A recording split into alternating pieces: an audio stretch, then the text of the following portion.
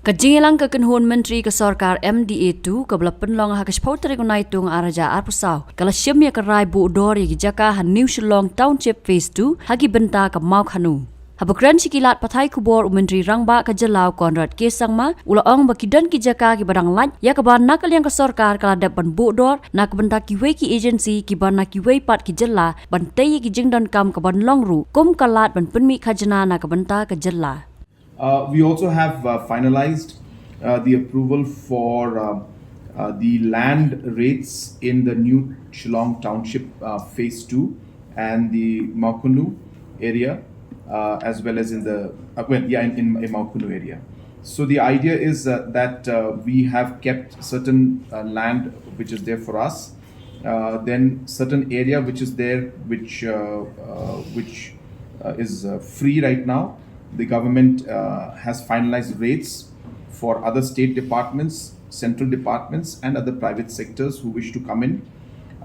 so that we are able to then generate revenue. So we have built up certain areas, we have got certain investors, and now with the increase in the land premium, we felt it correct that we should set up some kind of a policy and some base rate basis on which we'll be able to then give the land to different agencies. And of course, these are all going to be in terms of long-term lease mostly, and the rates for that have been fixed. So the rate differs from state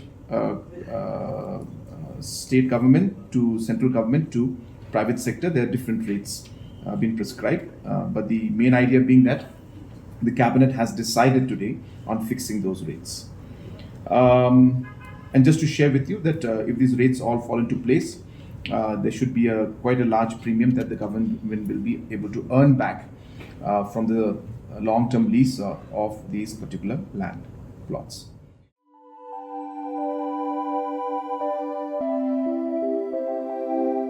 Kon ba iet ngiju shajing ba man la kasngi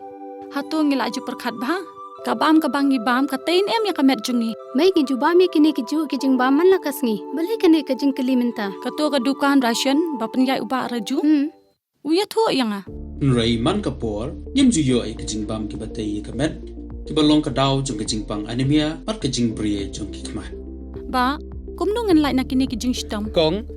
nangkong pide ban penmelin ban bam ya kijing bam ki bapha hakrukam bam jong pi bunsen kilong kmi bat ki khulong khana yo ya kini kijing pang namar kim yo ya kijing bam bantei ya kamen ka Sorkar kelas dang ya ka food fortification ha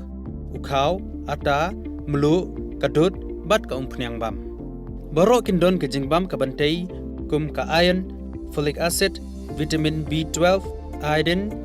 zinc vitamin A bat vitamin D ya kini baro pila ban yo na kijing bam badi ha kidukan ration kata kemut ngidan yu kau 45 babyang bhabat ngi mai uni khau tu bai biang ba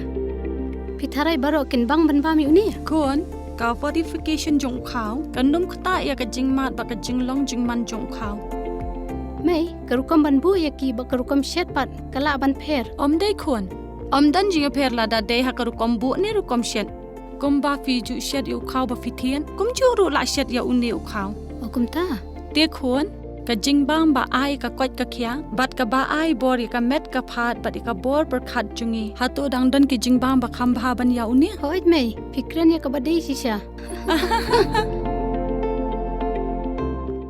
Lawan Ra Shafi Lingba ko Office Jong Commissionerate of Food Safety Meghalaya